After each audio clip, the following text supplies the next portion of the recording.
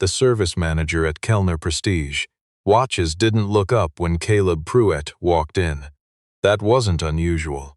People like Conrad Kellner had trained their staff to read a room in seconds, the cut of a jacket, the weight of a watch on someone's wrist, the kind of shoes that said money versus the kind that said work. Caleb's shoes said work. They said 40-hour weeks in engine grease, and a lunch break spent eating a sandwich over a sink because there wasn't time to sit down. He stood at the counter holding a gray cloth pouch and waited. The manager, a thin man with a name tag that read Stewart, finished typing something on his keyboard, straightened a pen on his desk, and then finally looked up. His expression didn't change. That was a skill, too. "Can I help you?"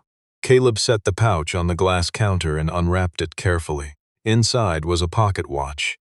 Round, gold-cased with a white enamel dial and hands so fine they looked like they'd been drawn with a single hair.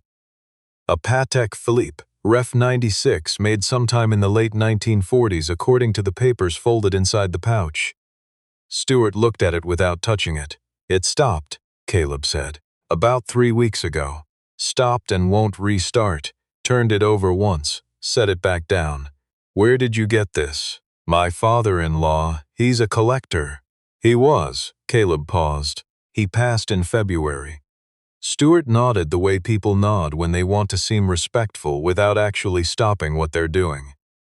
He opened a drawer, took out a loupe, held it to his eye, and examined the case back. Then he set the loupe down and folded his hands on the counter. "Mr. Pruett, I want to be upfront with you. A movement of this age, in this condition, with a complication like this, we'd need to send it to our restoration partner in Geneva.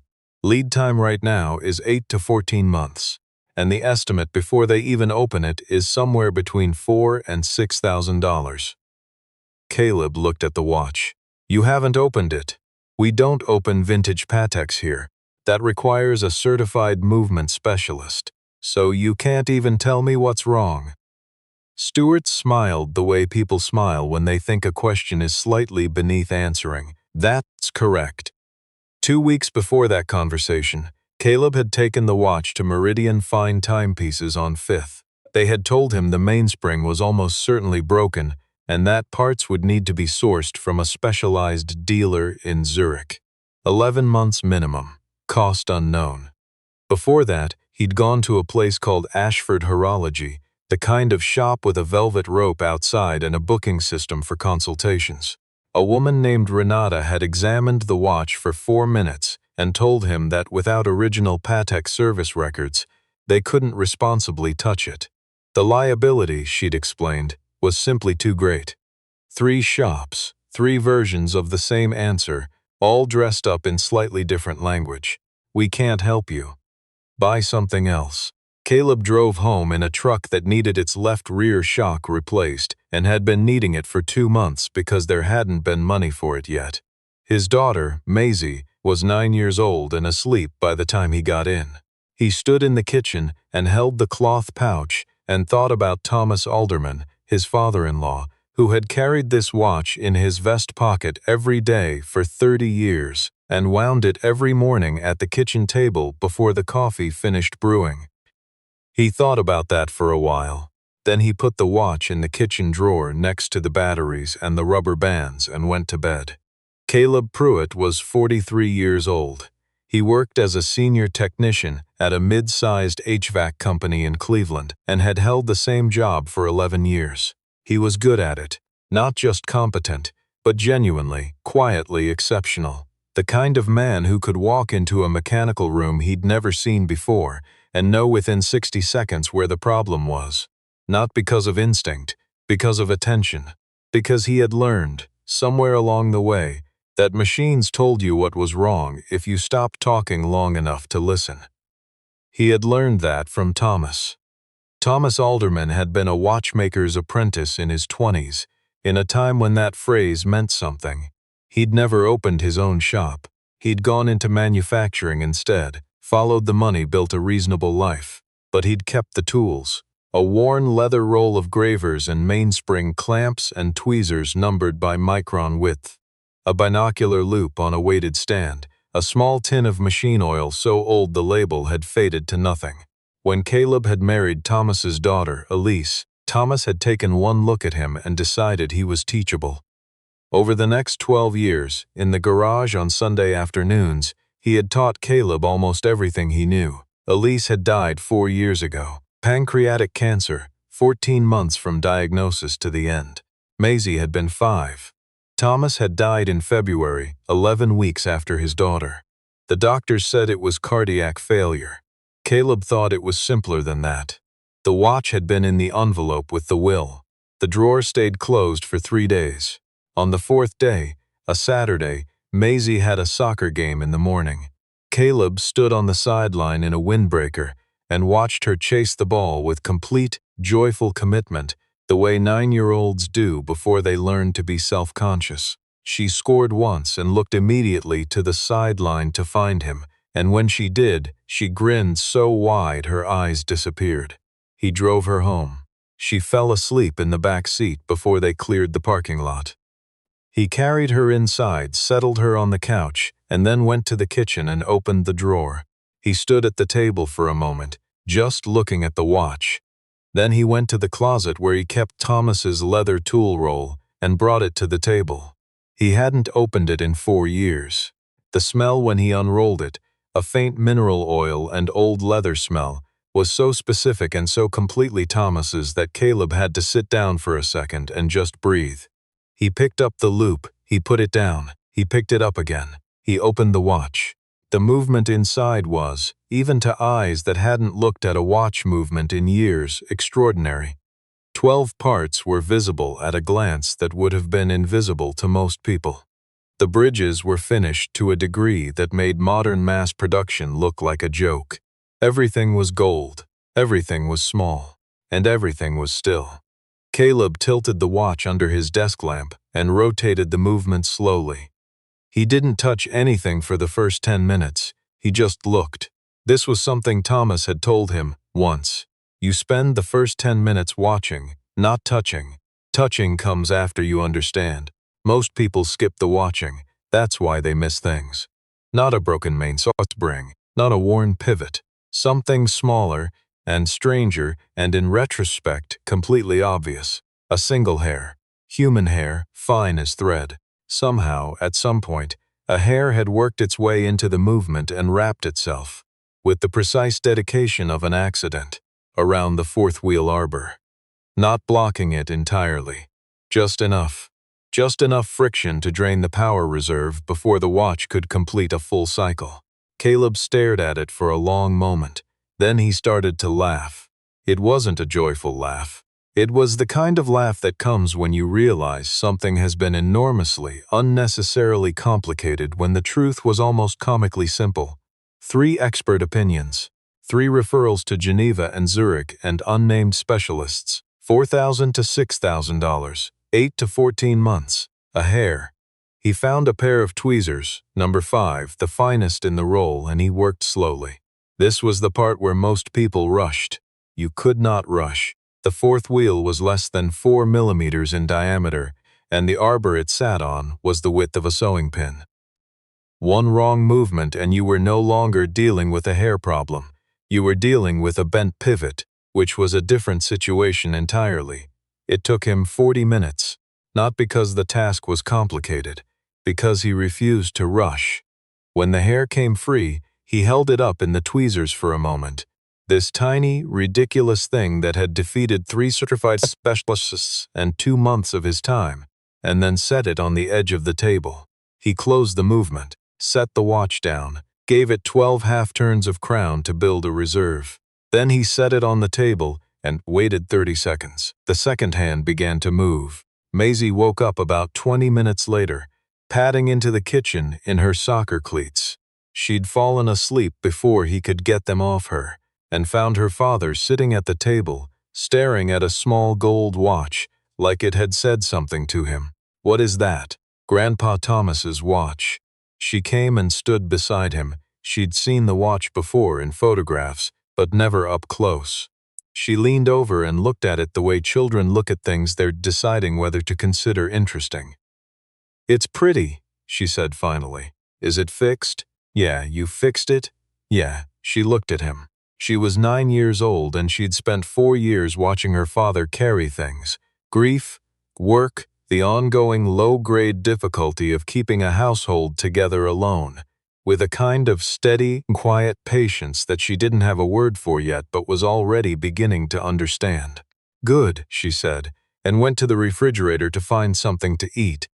He wasn't going to tell anyone. That hadn't been the plan. The plan, insofar as there was a plan, was to fix the watch, wind it, wear it on Sundays the way Thomas had, and let that be enough. But the following Tuesday he mentioned it to Dale at work.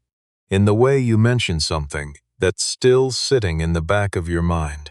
Dale was the kind of person who responded to everything with "you should put that online," which was typically useless advice. But this time he said it with enough specificity that Caleb actually paused. I'm serious, man. You fixed something 3 expert shops couldn't fix. That's a story. Or it's just a story about people who didn't want to bother. Same thing, Dale said. He didn't put it online. But he did, on an impulse he didn't fully examine, walk the watch into Kellner Prestige 3 weeks later. Stewart recognized him. Mr. Pruett, did you make a decision about Geneva? I fixed it myself, Caleb said. Stewart blinked once. I'm sorry. Found a hair in the fourth wheel arbor. Took it out. Watch runs fine. There was a pause.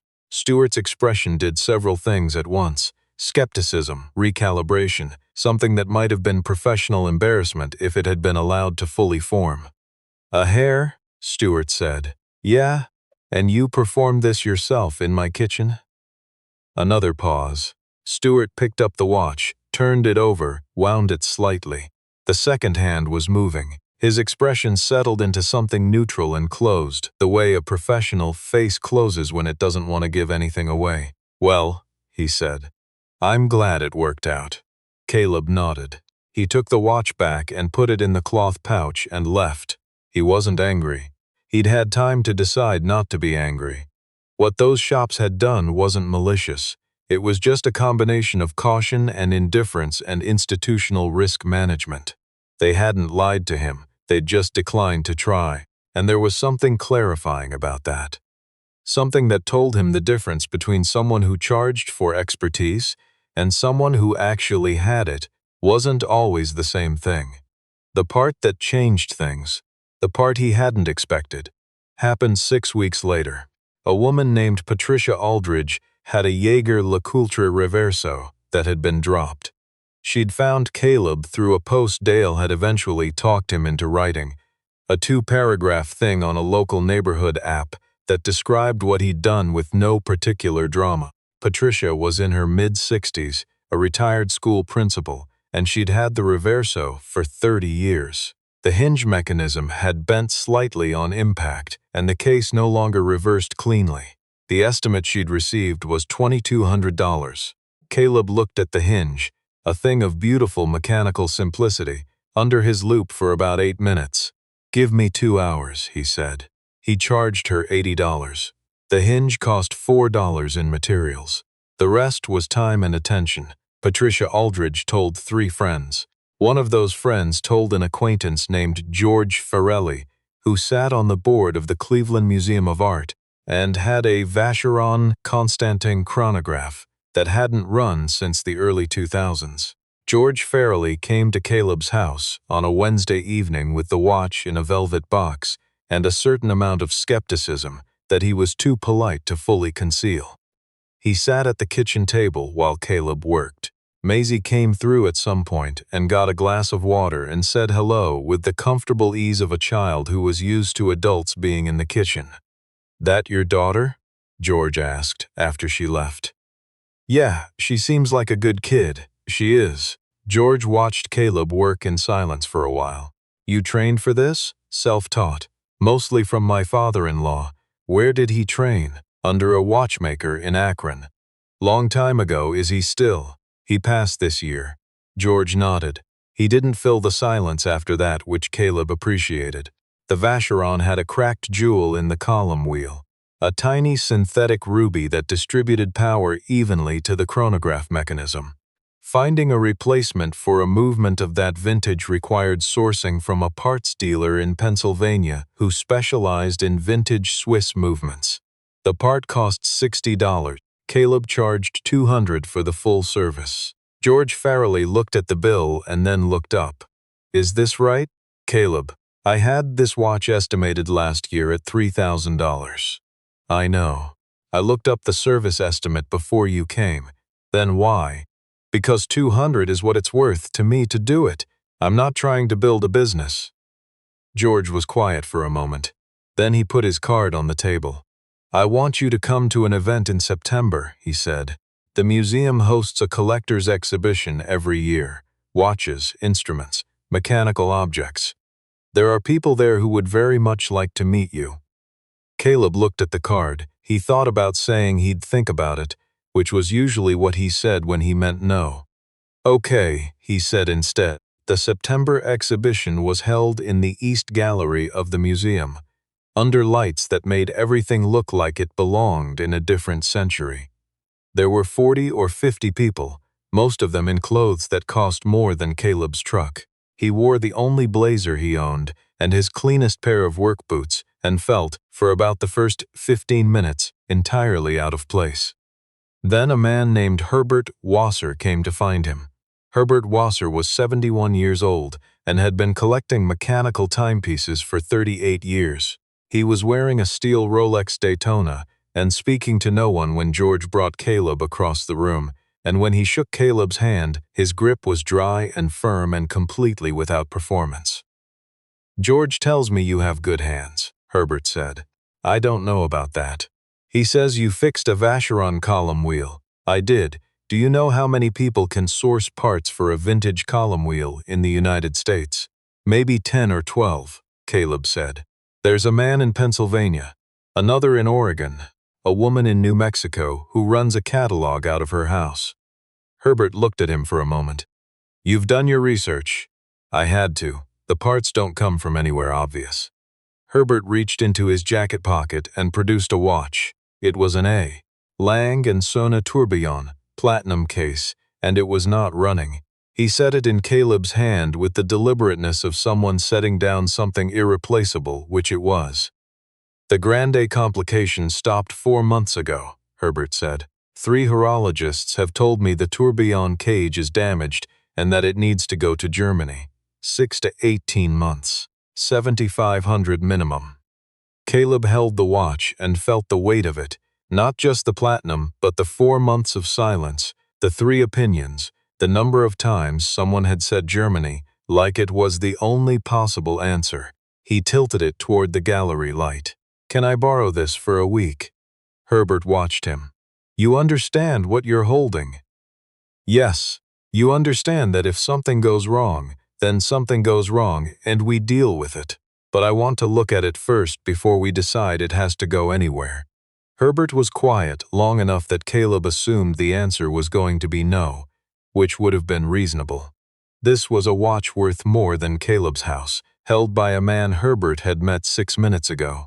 1 week, Herbert said. He didn't touch it for 3 days. 3 days of looking, every evening after Maisie was in bed, under the loupe, turning it slowly in the light, not disassembling, just watching. The way Thomas had taught him. The way he'd always done it when the problem was serious enough to deserve the time. On the 3rd night, he saw it. The tourbillon cage was fine. The 3 horologists had been wrong. Not through incompetence, necessarily, but through a kind of trained pattern recognition that's a tourbillon problem, and immediately went to cage damage because that was where tourbillon problems usually lived. They'd diagnosed by category instead of by observation. What was actually wrong was a detent spring, a component so small that Caleb had to verify its existence under 3 times magnification before he was confident it was there at all. The detent regulated the escapement at the top of the tourbillon's rotation. The spring had developed a microscopic fatigue fracture. Not broken, but weakened to the point where it could no longer maintain consistent tension. The result was an escapement that misfired intermittently until the watch couldn't sustain itself at all. Sourcing the spring took 4 days of calls and emails. He found one, in a lot of movement parts from a Lang caliber sold for parts in an estate auction in 2019. A parts dealer in Hamburg had it, and he had two. He bought both. The installation took 6 hours spread over 2 evenings, not because it was physically complicated, because you could not rush something like this. A detent spring that cost $40 and fit in the shadow of a fingertip. 6 hours. When the tourbillon cage began to rotate again, 1 revolution per minute, smooth and absolute as a very small planet, Caleb put down his tools and sat back and didn't say anything for a moment. Maisie had come to the doorway in her pajamas. Is it working? He hadn't heard her get up. Yeah. She came over and looked at it under the loupe the way he'd shown her once. The tourbillon rotating in its cage, carrying the escapement in its slow circle. That's the part that spins, she said. Yeah, that's the part that spins. She watched it for a while. Then she patted his shoulder once, with the matter-of-fact comfort of a child who'd learned early that some moments didn't need words, and went back to bed. He brought the watch to Herbert Wasser on a Saturday morning. Herbert held it, wound it, set it to the correct time using a reference he kept on a dedicated clock on his desk. Watched it run. He didn't say anything for a long time. Then he said, "Detent spring." Yeah, the spring, not the cage.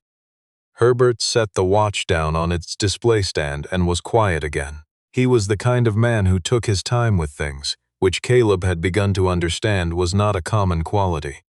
"Caleb," Herbert said finally, "I want to talk to you about something." What Herbert wanted to talk about was a workshop. Not a retail shop, not a service center. A small, appointment-only operation where people brought pieces that couldn't be fixed elsewhere. The watches that had been to 3 shops and 6 appraisers and came back with estimates that made no sense. Where the value proposition wasn't speed or prestige, but simply the willingness to look and keep looking until the answer appeared. Caleb listened. He thought about the kitchen table and the tool roll and the smell of mineral oil. He thought about Thomas, who had never opened a shop either. "I have a daughter," he said. "I have a full-time job. I can't do this as a business. I'm not asking you to do it as a business. I'm asking you to do it as what it is." "And what is that?" Herbert looked at him. "Something people can rely on." The workshop opened the following spring, in a converted room at the back of a building Herbert owned in Tremont. It was small, 2 workbenches, a parts cabinet, a parts library that Caleb and Herbert had assembled over the winter from estate sales and specialty dealers. The hours were Tuesday and Thursday evenings and Saturday mornings. There was no sign outside, just a door and a small card tacked beside it that read C. Pruett, Mechanical Timepieces, by appointment. Maisie helped him move the tool roll in on a Saturday. She set it on the bench and unrolled it herself, a thing she'd seen him do 100 times and never done, and smoothed it flat with both hands and looked at the tools arranged in their slots. "Grandpa Thomas's?" she asked. "Yeah." She ran one finger along the handles without touching the tips. She'd learned that rule too. Then she looked up. "He'd like this," she said. Caleb looked at the room. The bench, the loupe on its stand, the cabinet full of parts sourced from 4 countries, the Tuesday evenings and the Saturday mornings, the watches that would come in having been told by 3 shops there was nothing to be done. He thought she was right.